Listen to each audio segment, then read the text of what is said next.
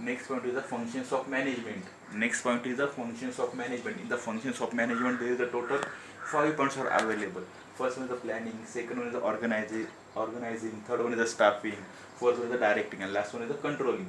Now, first point is the planning. Planning is the first function of management. Now, first thing is that what exactly meaning of a planning? Planning means what exactly? It means the number of things, number of operations are performed in the company or organizations.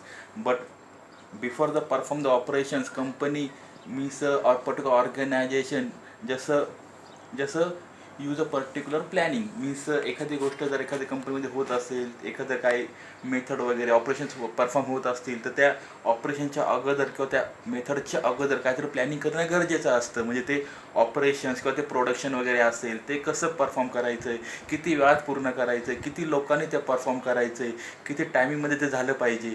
म्हणजे एखादी गोष्ट होण्याच्या अगोदर आपल्याला काहीतरी planning करायला लागते. त्या planning that particular things is nothing but a planning. म्हणजे प्लॅनिंग करण्याच्या अगोदर what is exactly a information, what is exactly a data regarding a particular operations. म्हणजे ते एखादं ऑपरेशन करायचं असेल, त्याच्या अगोदर मला ते ऑपरेशन्स किंवा ती मेथड किंवा ते ऑपरेशन जे असेल, जे काही काम करायचं असेल, ते किती वेळात पूर्ण झालं पाहिजे, किती वर्करनी, किती एम्प्लॉईजनी ते काम पूर्ण करू शकतात, ठीक आहे, किती टायमिंगमध्ये झालं पाहिजे, ठीक आहे. आणि ते ऑपरेशन पूर्ण करून झाल्यानंतर त्या ऑपरेशन्स थ्रू किंवा त्या प्रोडक्ट थ्रू मला किती बेनिफिट भेटणार आहे किंवा किती बेनिफिट भेटणार नाही किंवा मी किती लॉसमध्ये असेल. म्हणजे ह्या सगळ्या गोष्टीचा विचार करणे, that thing is nothing but exactly a planning. That kind of a situation, that kind of process is a planning.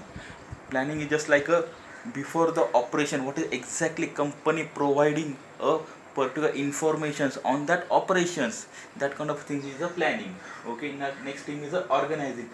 After planning, after successful planning, next function is a organizing. Organizing is the second function of a management. Means after successful planning आणि next point is organising. म्हणजे planning successful करून झालं आहे माझं, ठीक आहे. Planning करून झाल्यानंतर त्याच्यावर मला काय करायचं, इम्प्लिमेंटेशन करायचं. म्हणजे एक्झॅक्टली वर्क परफॉर्म करायचे प्रॉपरली अँड सक्सेसफुली.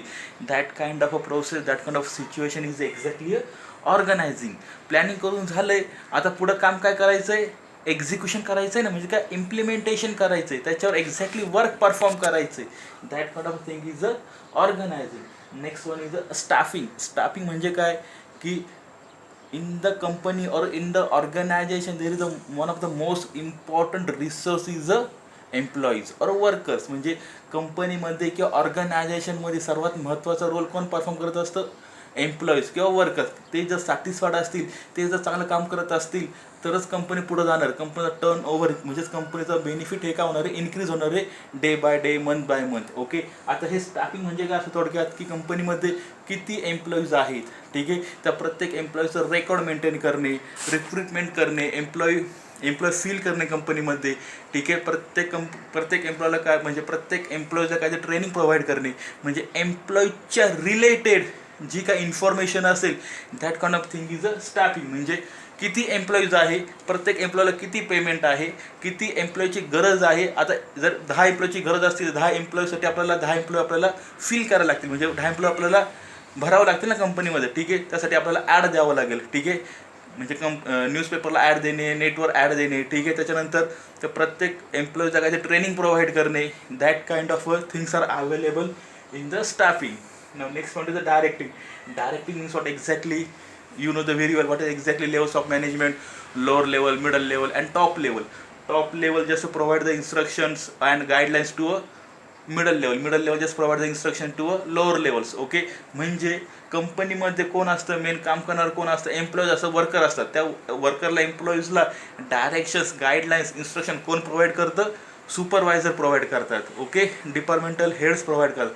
आता हे डिपार्टमेंटल हेड्सला इन्स्ट्रक्शन कोण प्रोव्हाइड करतं, मिडल लेवल पर्सन कोण प्रोव्हाइड करतात. आणि हे मिडल लेवलला इन्फॉर्मेशन कोण प्रोव्हाइड करतं, गाईडलाईन्स कोण प्रोव्हाइड करतं, इन्स्ट्रक्शन कोण प्रोव्हाइड करतं, टॉप लेवलचे पर्सन्स प्रोव्हाइड करत असतात, ठीक आहे. म्हणजे जेव्हा तुम्हाला प्रॉपर इन्स्ट्रक्शन भेटतील, त्याच्यानंतरच तुम्ही प्रॉपर काम करणार आहे ना, प्रॉपर तुमचं फंक्शन परफॉर्म करणार आहे ना कंपनीमध्ये, ऑर्गनायझेशन्समध्ये.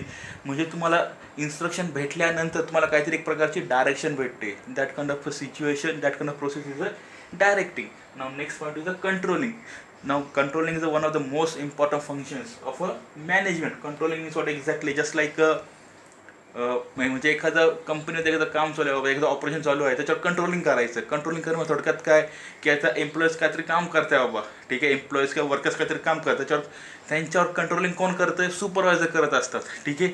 आता कंट्रोलिंग करणे म्हणजे थोडक्यात काय करताय, की आता एखादं कंपनीचं काम चालू असेल, ते काम जर एकच वर्कर करतोय, पण त्या वर्करला ते पूर्ण काम होत नाही सक्सेसफुली, मग अशावर सुपरवायझर काय करतो, त्या वर्करला सपोर्टिंग अजून 2 किंवा 3 एम्प्लॉईज येतात, ठीक आहे.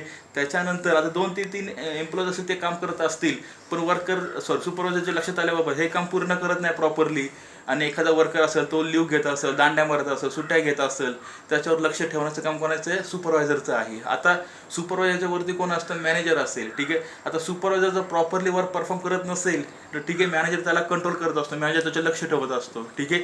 म्हणजे थोडक्यात काय, की एखादं कंपनीमध्ये एखादं काम चालू असेल, ते काम सक्सेसफुल होण्यासाठी त्याच्यावर वॉचिंग करणे, कंट्रोल करणे, ही रिस्पॉन्सिबिलिटी कोणाची असते, सुपरवायझरची. सुपरवायझरचं कोण असतं वरती, मॅनेजरच्या वरती कोण असतं, बॉस, म्हणजेच कोण, टॉप लेवल पर्सन असतात. म्हणजे प्रत्येक पर्सन म्हणजे टॉप लेवलचा असेल, मिडल लेवलचा असेल, लोअर लेवलचा असेल, ते त्याच्या खालच्या लेवलच्या पर्सन्सवर काय करत असतात, कंट्रोलिंग करत असतात. जेव्हा हे सक्सेसफुल कंट्रोलिंग होत असेल तरच कंपनीमध्ये प्रोडक्शन असेल, काहीतरी ऑपरेशन वगैरे असेल, डिझायनिंगचं काम असेल, प्रोडक्शनचं काम असेल, सॉफ्टवेअरचं काम असेल, सक्सेसफुल होत असतं. जर हे कंट्रोलिंग नसेल तर कंपनी लॉसमध्ये जाऊ शकेल, कंपनीला प्रॉफिट वगैरे भेटणार नाही, कंपनीमध्ये नंबर ऑफ इश्यूज ऑकर होत असतील. जर कंट्रोलिंग सक्सेसफुल असेल तरच हे वर्चेस फंक्शन सक्सेसफुल होऊ शकतात, आणि तरच कंपनी प्रॉफिटमध्ये जाऊ शकते, कंपनीला फायदा होऊ शकेल. That is exactly a main function, of a controlling.